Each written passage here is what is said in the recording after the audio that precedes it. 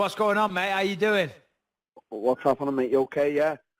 Yeah, good, mate. Good. Hey, listen, thanks for taking the time to speak to us today. You're on with me and Lewis on the Believe You Me podcast, mate. Yeah. So we were just talking about UFC London, mate. Are you going to be on the card or what? What's going on? Yeah, I think so, mate. They're just trying to find me a opponent now, like, you know, the best possible main event for London. So, you know, I'm definitely 100% on it, mate. It just depends who against. Yeah, well, there's a total bellend out there that I can't stand by the name of Jorge Masvidal. He's been calling you out on Twitter. Is there any? Is that likely to happen or what? Well, I didn't see the call out till just like now on Twitter, mate. So I've just retweeted it. So if the UFC want to make that happen, mate, that's as I said, Michael. Whoever it's against doesn't really matter. So if it's against Masvidal, then that's the main event for London. Well, that's a good fight. And oh, sorry, go ahead, Lewis. Mike, please, go ahead. Don't worry.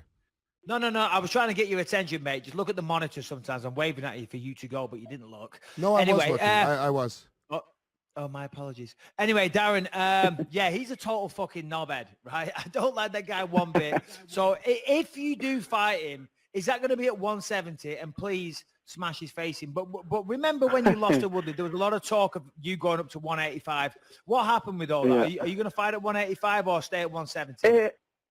I'm definitely going to fight at 185, but just because I made such a big deal out of the cut myself, you know, because obviously I missed weight in Liverpool, and the cut turned out to be like, you know, surprisingly easy for like, it was just easy, mate. So, you know, I can still say it welterweight for a few more fights. You know, that's what I've got in my head, and then obviously move up to 185. But for now, you know, I can still make the welterweight cut, and so I think I'm going to stay at welterweight. Yeah, now you say, you know, the idea of moving up to 185, if you did make that move, is there anybody in particular that you think you match up well against? Stylebender. Ooh. Well, you know, it's funny. We talked on the show specifically about that being the fight to make. And is that something that you just would want to do? And is something you're throwing out there now, or is it something that you've spoken to the UFC about? Yeah, I'm always asking Sean, you know, for the biggest and the hardest challenges. You know, obviously you've seen that in my last fight against, you know, the champion. I just want to fight the best, mate. And I think at middleweight right now, Stylebender's one of the, you know, the best, not all rounded, but I think striker versus striker, you know, me coming from a striking background and him himself, and I think it'd just be a good matchup. So, you know, that's definitely a fight I want in the future. Yeah, definitely, mate. I mean, Israel, you know, he talks a good game as well. Of course, he fights well as well. So I think that would be an amazing fight, and obviously the build-up to it would be a lot of fun. But just going back to the Woodley fight for a second, myself in my career, whenever I lost a fight, that's when you learn the most. Is there anything you can take away from that fight that maybe you're going to change in preparation going forward? Yeah, there's two things. One is I've always been so calm fighting, and for that fight I was so overly confident and you know, just in my head knew that I was going to be the champion, that just beforehand, I just didn't really psych myself up enough. I was in the changing rooms just not really wanting to warm up at anything with my coach. And I think I went into the fight more calm than usual. And Woodley came in, you know, full of nerves, as he said in the post-fight press conference. He was scared, he was nervous. So I think that, you know, next, obviously, going forward now, I'm going to warm myself up a lot better, have a bit more of aggression walking out to the octagon. And the second thing is, I let like a lot of people get into my head before that fight because of my weight cut, and I focused more on the weight cut, that being my fight, than actually focusing on the champion and him being the real fight. And I think all my attention was drawn to making weight. And then when I finally made weight, it was like, oh yeah, I'm fighting, you know, one of the best fighters ever in welterweight. So, you know, I'm never gonna let that happen again. I think that's two mistakes I made in that fight. You know, yeah, it's weird because a lot of the time when you're trying to make the weight class, the whole camp becomes about making weight, and then you kind of forget the fucking main reason you're doing that is you can fight your opponent. I've fallen foul to myself, to that myself, Darren. So, you know, I fully understand what you're saying. And also the first thing that you said about trying to find the right level and balance of emotions. I mean, I've been there. Sometimes I've gone out there too hyped up, and that nearly cost me a fight.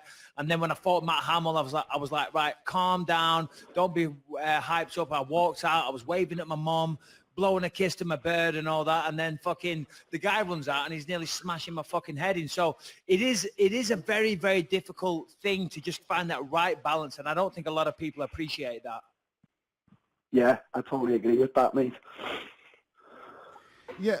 Now, I remember, going into the last fight, you sort of received some flack from the press because a statement you had made was sort of, I guess, taken out of context.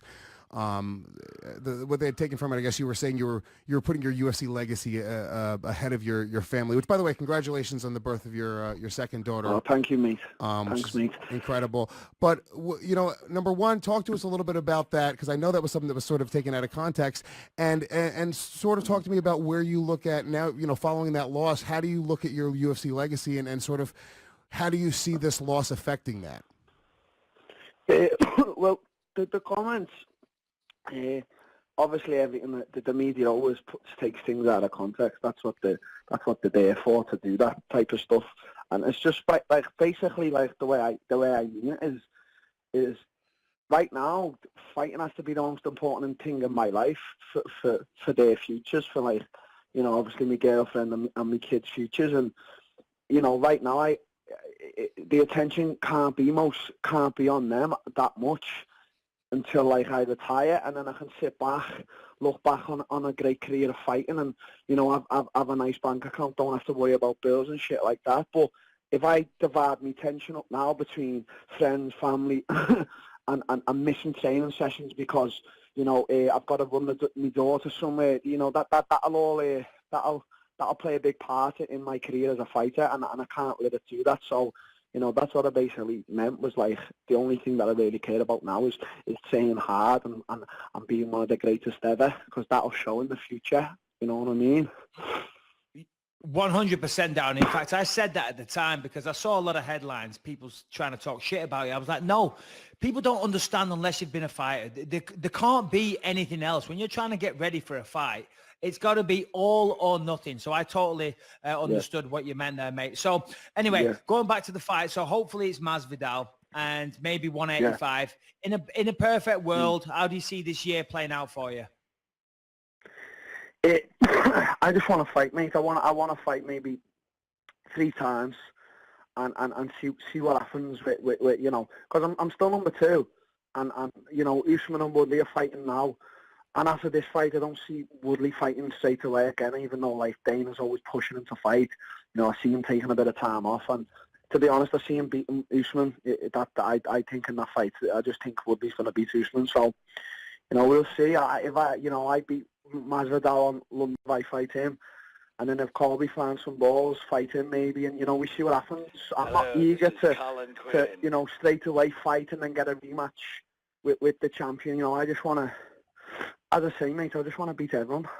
That's what I want to do. I want to beat everyone, so there's no questions left that I didn't miss anyone out. Yeah, I mean, speaking of Woodley, how do you see him and the Usman fight going down? I think it could either be a good fight or a boring fight. I just don't see where Usman's a good fighter. I just don't see where he beats Woodley, because I just don't think he can take Woodley down.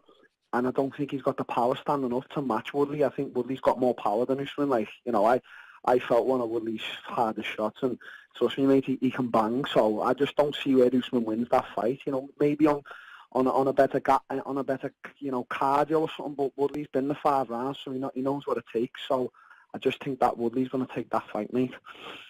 And what do you think? Oh, sorry, Lewis, go ahead. Sorry, Mike. What about, I mean, with the Woodley fight, do you take something away from that fight? Because there were a lot of rumors about the Colby Covington fight with you, and that would be a fight, Masvidal or Covington. Obviously, we talk shit about both those guys on this show, so either, pick your poison. We would love to see you fight and win against either one of those guys. I think the fans are both, either one of those fights they'd be happy with as well. But did you take anything away from that Woodley fight that you could use against Colby, being that wrestling is his base? Not really, to be honest, because Woodley couldn't take me down. I'm not really worried about wrestling because Woodley's the strongest in the first round. And to be honest, it felt like I was just pushing him off me. He couldn't fucking, he couldn't take me down. That's, everyone's talking about wrestling. That there's, in all my UFC fights, no one's been able to take me down yet. So, unless Colby can do that, which I don't think he can. People talk about my ground game and that, and there's a lot of things I do need to work on. But, if you're talking about wrestling, you can get me down, but you'll have to hold me there as well, and I can get back to my feet, So that really is no. I train every day wrestling because I know it's the most important part in MMA. And ever since I went off to Brazil and whatever, that's all I did every day was train me get-ups and train me wrestling defence. And I know I'm a really good wrestler, so that's not really worrying. The Woodley fight, what I took from that was, just as I told Mike about them few mistakes. But with regards to wrestling, I'm going to be totally honest. I'm not too worried about Colby, Usman, or Woodley's wrestling. I'm not worried about it in the slightest because I know I do the right things to train for them guys. I think we can all agree, though, that wrestlers are a fucking pain in the ass. Pissed me off my entire career. Just stand and fight, please. But just talking about Colby Covington for a minute, what do you think of this whole thing? Obviously, he's bitching because he never got the title shot. What do you make of it all? I think aside from the fact that Colby's a dickhead, I think, yeah, he did deserve the shot because he did beat a lot of guys to get there, and obviously he did win the interim belt, and he was only stripped of that when I fought Woodley. I'll be honest, I think he's scared to fight Woodley. I don't think he wants to fight. I think he's making out he wants to fight, but I don't think he wants to fight, or I think he wants to fight on his terms. Now, that being said, mate, it's the UFC you're talking about.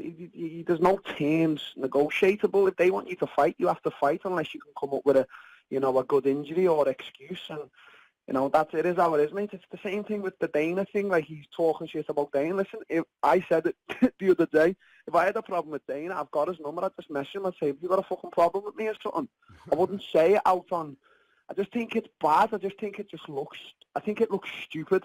I just think it looks like you're bitching and it looks stupid. And I just don't come from that background, mate. So, he's doing what he's doing, mate. He'd probably end up getting kicked out the UFC, if I'm honest. Yeah, I mean, it seems like Colby is trying to create, it's sort of like a deliberate move to create this brand as like being the bad boy, and I don't give a fuck about, Dana or the UFC. Yeah, but if you want to create a brand now, you're bad boy, don't let people throw boomerangs at you in Australia, because if someone's done that to me, mate, I'd rip the fucking face off. So he's not really that much of a bad boy, is he?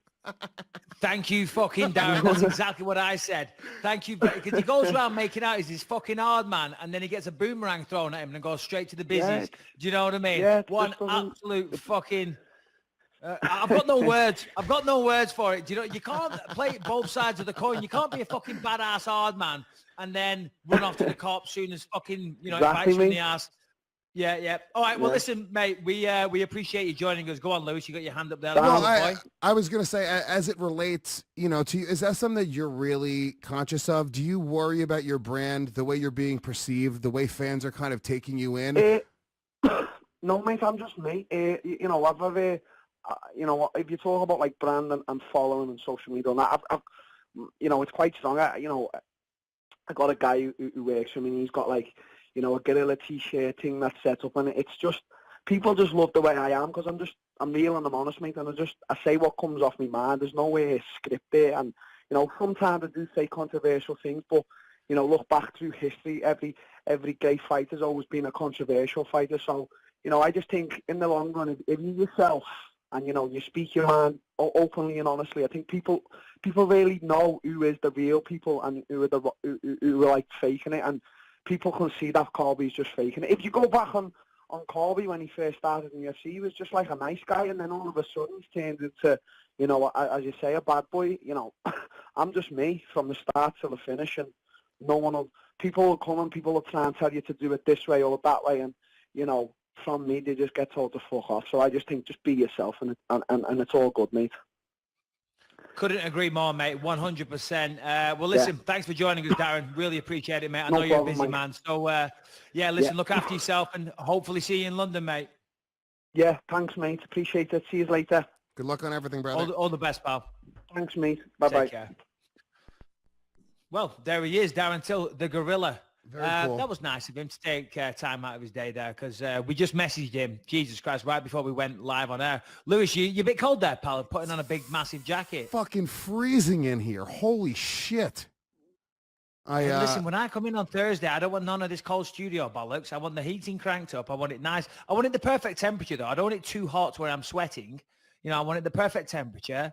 I don't drink alcohol, but I'll have a couple of beers. You know, I expect, I expect a nice, warm reception.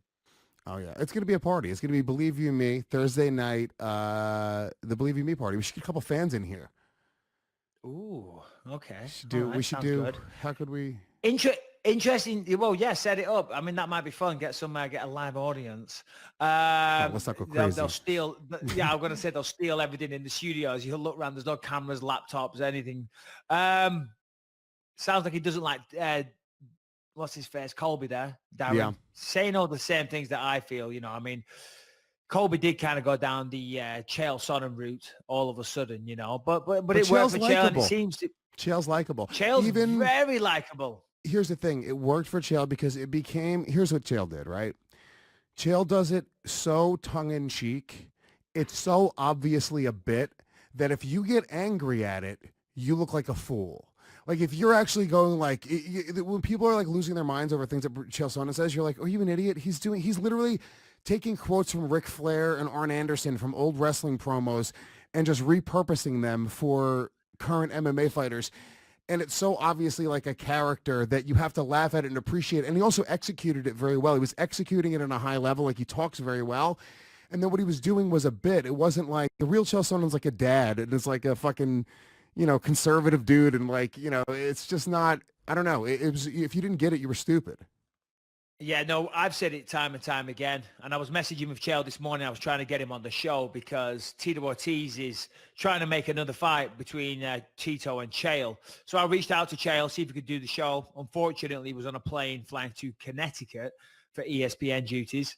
Let's just take a quick second to hear from Fulton and Rourke. Fulton and Rourke, they offer a huge line of men's grooming products. And let me tell you, their quality is absolutely fantastic. They send me a variety of things that I absolutely love. One of the things, the main thing that I love is the fragrance, the rub-on wax fragrance. It's in a cool little kind of like a Zippo lighter, if you will. Go to the gym, throw it in your gym bag, take it anywhere, put it in your pocket, and then just rub a little bit on you. Just kind of like a roll-on deodorant, but these things smell beautiful. They're fantastic. I went out the other night. My wife was all over me. She thought it was some super, super expensive one. But, Fulton and Rourke, very, very well priced. And this will last a long time. And it's super cool. As I say, there's no waste. And on top of that, as I said, they do a variety of products, including the moisturizer, Lewis. Have you used the moisturizer? Yeah, they sent me a little package, a care kit. So I'm using the body wash. I'm using the moisturizer, the face wash, literally everything. I also I don't wear cologne. I don't give a shit at all about cologne. This doesn't feel like you're spraying. When I spray cologne into the air, it makes my